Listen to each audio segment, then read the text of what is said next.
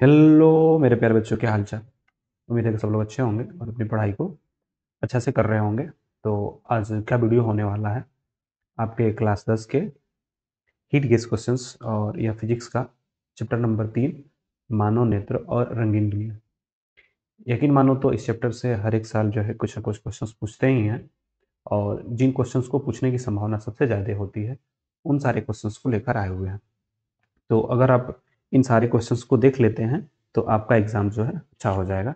तो चलिए स्टार्ट करते हैं। यह आपके 2026 के एग्ज़ाम के लिए हिट गेस क्वेश्चंस है, जिसमें आपका मानव नेत्र और इनकी रंगीन दुनिया, मानव नेत्र और इनकी रंगीन दुनिया से ये क्वेश्चंस है। तो मानव नेत्र और रंगीन दुनिया में यह आपके 100 टाइप का क्वेश्चंस होने वाला है। तो चलिए देखते हैं कि इस चैप्टर से कौन कौन से क्वेश्चंस बन सकते हैं, ताकि आपका एग्ज़ाम अच्छा से जा सके। तो इस वीडियो में हम लोग देखने वाले हैं टॉपिक्स, जैसे नेत्र से संबंधित जो क्वेश्चंस होंगे कि नेत्र से संबंधित प्रश्न कौन कौन से बन सकते हैं। तो पहला क्वेश्चन जो बन सकता है कि नेत्र की समंजन क्षमता से आप क्या समझते हैं। आपको बताना है कि नेत्र की समंजन क्षमता क्या है। अगर आप इसको लिख लेते हैं, बहुत अच्छा से सुंदर से इसको लिखने का प्रयास करिएगा अगर समंजन क्षमता पूछ लेता है तो। दूसरा, सामान्य नेत्र के लिए निकट बिंदु और तथा दूर बिंदु कहाँ स्थित होता है, आपको बताना है। तो आप इस क्वेश्चन को भी तैयार करके जाइएगा। तीसरा क्वेश्चन है, सामान्य नेत्र 25 सेंटीमीटर से निकट रखी वस्तु को सुस्पष्ट क्यों नहीं देख पाता है। जो सामान्य नेत्र है 25 सेंटीमीटर से कम दूरी पर रखने पर क्यों नहीं देख पाता है, इस क्वेश्चन को लिख लीजिएगा। और चौथा जो क्वेश्चन बन सकता है कि नेत्र अपने अंदर आने वाली प्रकाश की जो मात्रा है उसको कैसे नियंत्रित करता है, कैसे नियंत्रित करता है। और जो पांचवा क्वेश्चन बन सकता है कि दृष्टि निबंध यानी कि क्या है, इसको आप लिख लीजिएगा। बेसिकली ये जो क्वेश्चन सबसे पूछ रहा था कि पूछता है कि जैसे कि आपको पता है कि आँख पर 10 सेकंड तक कोई विजुअल्स को हम उस चीज़ को देख पाते हैं, वो ध्यान रहता है। तो उससे संबंधित क्वेश्चन्स हैं। उम्मीद है कि सर आपको पढ़ाए होंगे, तो इनसे क्वेश्चन्स लिख लीजिएगा। तो नेत्र से बस 5 क्वेश्चन्स तैयार करके जाइए और आपका अच्छा रह जाएगा। अब आते हैं नेत्र के दृष्टि दोष से। दृष्टि दोष से कौन-कौन से क्वेश्चन्स बन सकते हैं? जो दृष्टि दोष से क्वेश्चन्स बन सकते हैं, सबसे इम्पोर्टेंट है दोष। याद रखिएगा, यह जो टॉपिक आपका है दोष, यह सबसे इम्पोर्टेंट है। इनसे एक क्वेश्चन फिक्स रहते हैं, तो आप इसको ज़रूर ठीक करके जाइएगा और इसको अच्छा से लिख कर याद करके जाइएगा। देखिए क्या क्वेश्चन क्वेश्चन बन सकता है। निकट दृष्टि दोष क्या है? निकट दृष्टि दोष, और इसे दूर करने के लिए किस लेंस का प्रयोग किया जाता है। निकट दृष्टि दोष क्या है और इसके दूर करने के लिए किस लेंस का प्रयोग किया जाता है, और इसका आरेख भी बताना होता है, इसका फिगर भी आपको समझाना होता है। तो एक निकट दृष्टि दोष क्या है, इसके दूर करने या इसका उपाय क्या है, और किस लेंस का प्रयोग किया जाता है, और इसको आरेख बता दीजिएगा तो आपका काम हो जाएगा।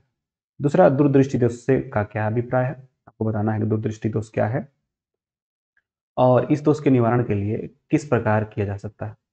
तो दोनों दोष याद करके जाइए, निकट दृष्टि दोष और दूरदृष्टि दोष, दोनों करके जाइए। और आपको चित्र भी बनाना है दृष्टि दोष के लिए।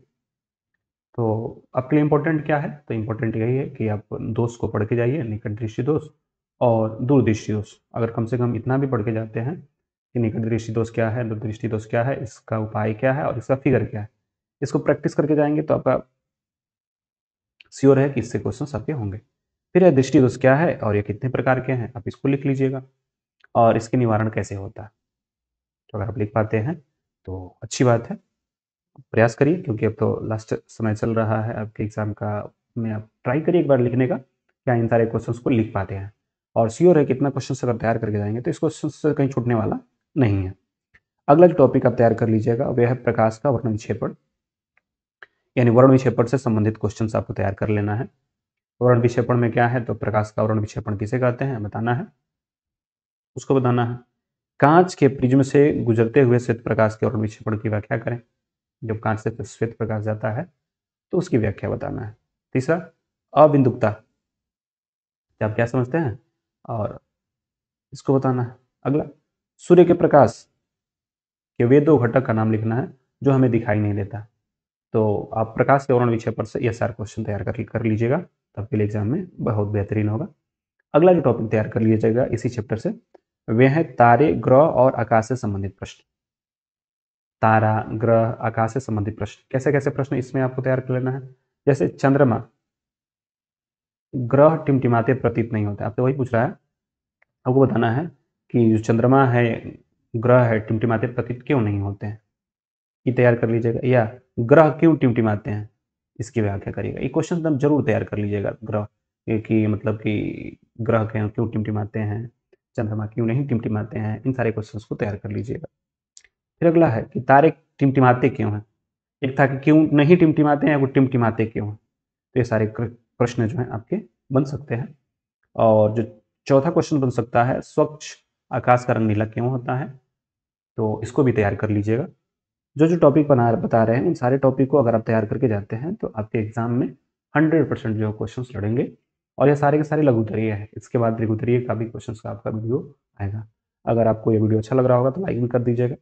अच्छा, आगे देखते हैं। पांचवा क्वेश्चन क्या तैयार कर लीजिएगा कि स्वच्छ आकाश का रंग नीला क्यों होता है, यानी जो स्वच्छ आकाश है उसका रंग नीला क्यों होता है, इसको तैयार कर लीजिएगा।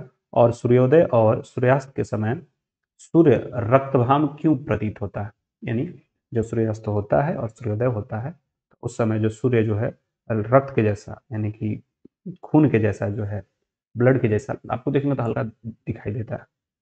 3 क्वेश्चन को तैयार करिए। और यह है सूर्योदय के समय सूर्य लाल क्यों प्रतीत होता है, एक सूर्यास्त के समय और सूर्योदय के समय। तो अगर आप इन सारे क्वेश्चंस को तैयार करते हैं तो यकीन मानिए ये सारे क्वेश्चंस आपके उपयोगी रहने वाले हैं। तो इन सारे क्वेश्चंस को एक बार स्क्रीनशॉट चाहें तो आप ले सकते हैं। तो स्क्रीनशॉट के लिए आप पहले इसको कर लीजिएगा। जो क्वेश्चंस हैं उनको आप एक बार इरेज कर देते हैं ताकि आपको आसानी हो देखने में। तो पर देख लीजिए, स्क्रीनशॉट ले लीजिएगा।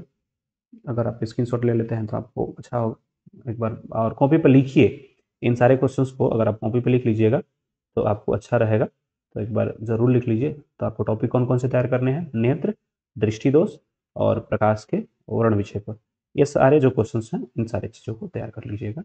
और तारे, ग्रह और आकाश से संबंधित क्वेश्चन, अगर आप इन 3 टॉपिक को तैयार कर लेते हैं तो इस चैप्टर से आपके लिए बहुत है।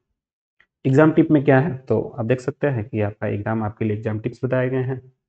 कि पहला, कि यह जो आपके मानव नेत्र से संबंधित अध्याय है और यह सारे के सारे जो क्वेश्चंस हैं, मतलब कि 90% जो प्रश्न हर बार पूछे ही जाते हैं इसमें से हर साल। छात्र इनको याद करके किरण आरेख का अभ्यास जरूर करें, तब इनको पढ़ें। रोज तय समय सीमा पर पढ़ें। अगर आप जो समय तय करते हैं उस पर पढ़ेंगे तो और आपको अच्छा रहेगा। हर दिन 3 विषय जरूर पढ़ें, मतलब आपका एग्जाम के बिल्कुल नज़दीक है तो एक विषय पढ़ने से नहीं होगा। कम से कम आप 3 विषय जो है जरूर पढ़ें। उसके बाद क्या है, आपके लिए जो बताया गया है कि हर चैप्टर के बाद रिवीजन करें। तो जो हर चैप्टर जब पढ़ लेते हैं तो रिवीजन बहुत महत्वपूर्ण है, तो रिवीजन भी करते रहें। सूत्र अगर परिभाषा बन रहा है अलग अलग कॉपी पर लिखिए, अगर सूत्र है तो अलग कॉपी बनाए, परिभाषा है तो अलग कॉपी बनाए।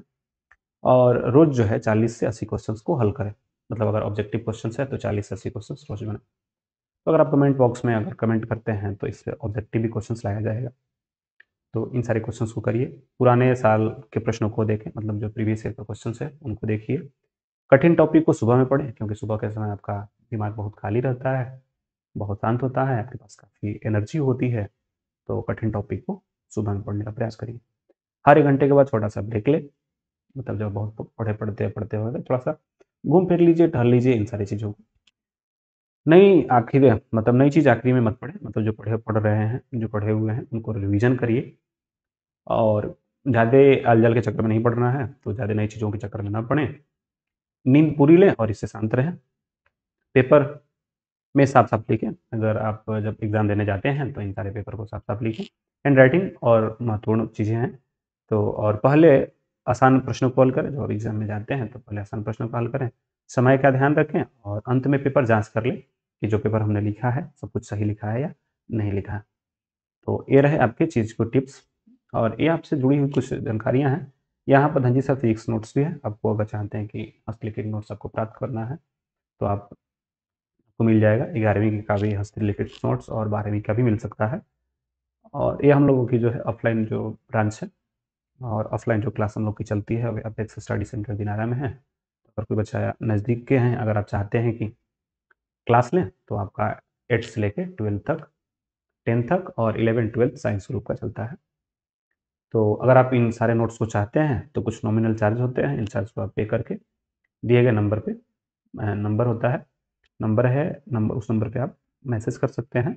और कर सकते हैं। कुछ नॉमिनल चार्ज रखे गए हैं।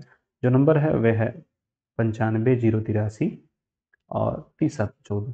अगर आपको नोट्स चाहिए या इस तरह के हिट क्वेश्चन चाहिए तो सारे क्वेश्चन आपको मिल जाएंगे। और टेलीग्राम चैनल भी है, वहाँ आप जुड़ सकते हैं। धनजी सर फिजिक्स एक टेलीग्राम चैनल है, वहाँ से भी जुड़ सकते हैं। तो चलिए मिलते हैं अगले वीडियो में, तब आज के लिए इतना है। बहुत बहुत धन्यवाद।